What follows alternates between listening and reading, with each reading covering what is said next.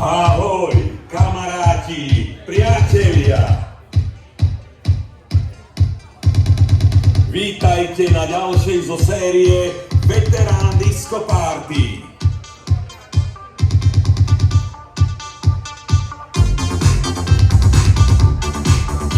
Desať, 9, 8, 7, 6, 5, 4, 3, 2,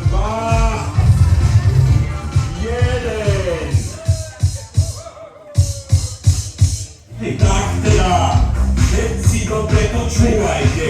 Začína sa najlepšia Veterán Disco Party na tejto strane sveta.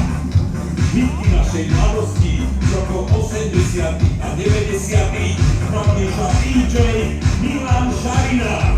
A na co vás pripraví tvoj ľahko a nestarnúci Igor Maestro Malinovský.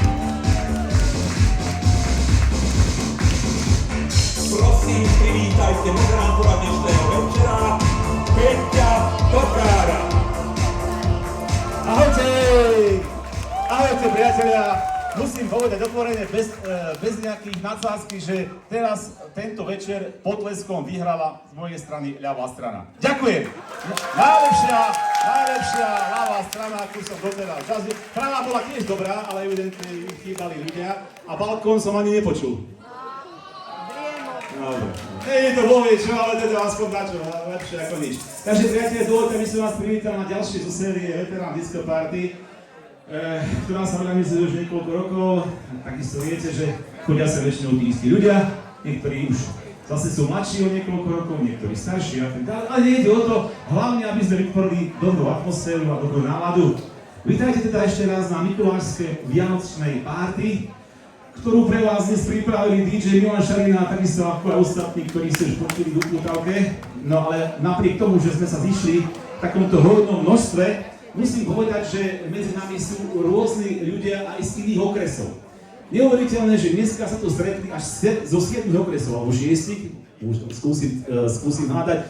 Je tu Bratislava, sú tu Košice, je tu Lučenec, Zvolen, Malý Krtíš a ešte...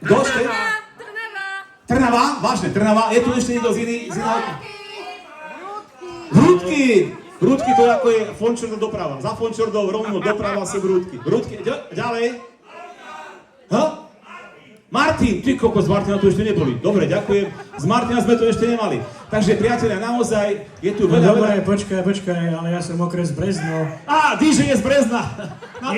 Ja nie som z Brezna, ja som z Jasenia, ale to je asi 7 km od hranice okresu, tak akože... Jasné, takže ja som okres Brezno, no. Takže ty nie si Krepy, ty si z Brezna. Ja som Krepy, ale som z Brezna, a z Jasenia teda. Priatelia, musím povedať naozaj, že tvoríme veľký šík a ten pozná dokonca aj Juro Jánošík. Takže to bolo na úvod.